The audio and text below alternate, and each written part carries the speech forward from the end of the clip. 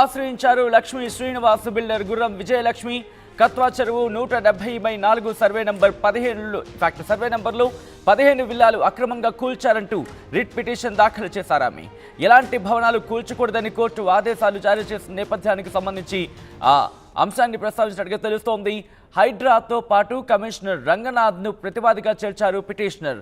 విల్లాలు కూల్చొద్దంటూ గతంలోనే ఆర్డర్ ఇచ్చినప్పటికీ కోర్టు ఆదేశాలను ఉల్లంఘించారన్న అధికారులపై చర్యలు తీసుకోవాలని పిటిషన్ దాఖలు చేశారు.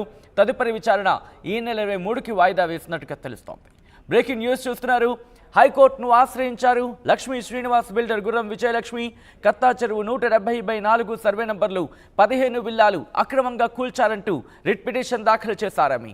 ఎలాంటి భవనాలు కూల్చకూడదని కోర్టు ఆదేశాలున్నాయంటూ కూడా ఆ అంశాన్ని ప్రస్తావించారు.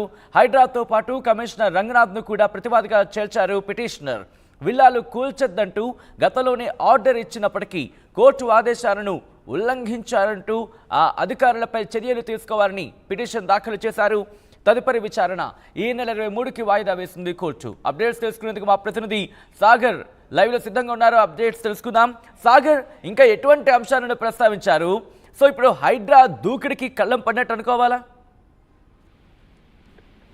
సచిన్, ఈ దుండిగల్ మున్సిపాలిటీకి సంబంధించినటువంటి కత్వా చెరువు FTL బఫర్ జోన్లలో హైడ్రా కూల్చివేసినటువంటి విల్లాలకు సంబంధించినటువంటి అంశం ఇప్పుడు వివాదాస్పదంగా మారింది. ఇప్పటికే లక్ష్మీ శ్రీనివాస కన్స్ట్రక్షన్ కి సంబంధించినటువంటి MD విజయలక్ష్మి ఇప్పటికే హైకోర్టును ఆశ్రయించారు.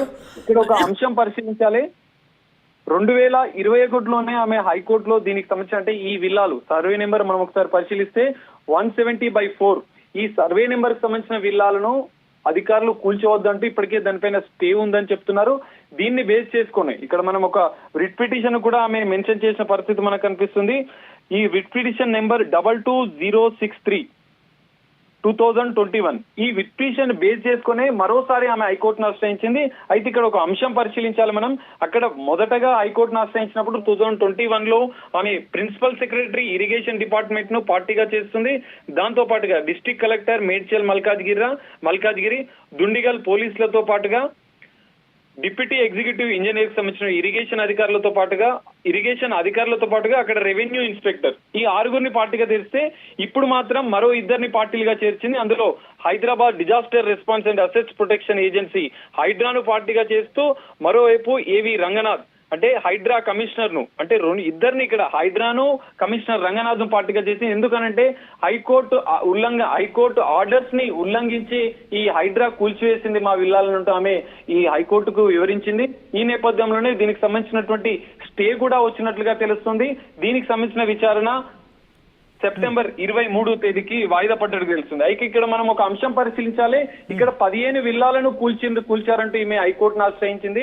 విజయలక్ష్మి అంటే ఈ లక్ష్మీ శ్రీనివాస కన్స్ట్రక్షన్ సంబంధించినటువంటి MD 15 విల్లాలను కూల్చారు హైడ్రా అంటూ ఇచ్చింది. కానీ హైడ్రా ఈ రోజు మనకి నివేదిక ఇచ్చిన నేపథ్యంలో నివేదికలో మాత్రం 13 విల్లాలను మాత్రమే కూల్చివేశామంటూ నివేదిక ఇచ్చింది. సో ఈ 2 అంశాలతో పాటుగా ఇప్పటికే అక్కడ FTL బఫర్ జోన్లలో ఎన్ని విల్లాలు ఉన్నాయనేది ఇప్పటికే అధికారులు నివేదిక ఇచ్చినప్పటికీ అందులో కొంత గందరగోళ పరిస్థితి నెలకొన్నది. ఎందుకంటే 8 విల్లాలు FTL బఫర్ జోన్ లో ఉన్నాయని చెప్పి మొదట చెప్పినటువంటి అధికారులు ఇటు రెవెన్యూ కావచ్చు, ఇరిగేషన్ అధికారులు కావచ్చు, మున్సిపల్ అధికారులు కావచ్చు. కానీ ఇప్పుడు 28 విల్లాలు ఉంటాయంటూ వార్తలు వస్తున్న నేపథ్యంలో ఇక్కడ పిటిషనర్ ఎవరైతే ఉన్నారో విజయలక్ష్మి MD ఆమె హైకోర్టును ఆశ్రయించడం జరిగింది. ఈ రెండింటిని బేస్ చేసుకుని హైకోర్టును ఆశ్రయించి హైకోర్టు తాత్కాలిక స్టే అయితే ఇచ్చింది. ఈ 23 తర్వాత దానిపైన మరింత అంటే విచారణ దర్యాప్తు చేసి దానిపైన నిర్ణయం తీసుకునే అవకాశం మనకు కనిపిస్తుంది.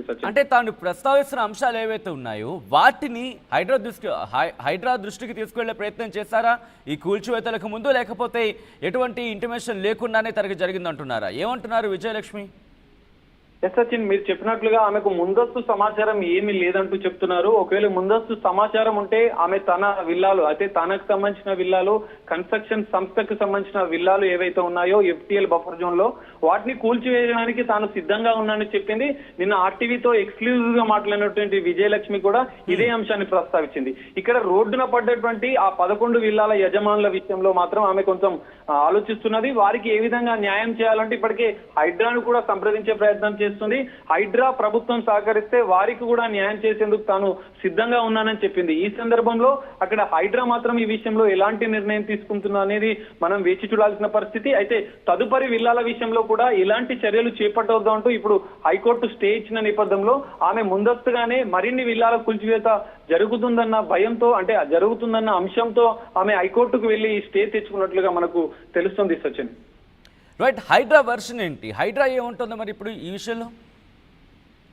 సచిన్, క్లియర్ గా హైడ్రా మాత్రం FTL బఫర్ జోన్ లో ఉన్న వాటి విషయంలో మాత్రం ఖచ్చితంగా కఠినంగా వ్యవహరిస్తామని చెప్తుంది. ఖచ్చితంగా ఒకవేళ FTL బఫర్ జోన్ లో ఉంటే కూల్చివేస్తామని చెప్తుంది. అయితే గతంలో హైకోర్టు ఆదేశాలు ఇచ్చిన నేపథ్యంలో కూడా జీవో 99 ప్రకారం హైడ్రా చర్యలు తీసుకోవచ్చు. FTL బఫర్ జోన్ లో ఉంటే నిబంధనలకు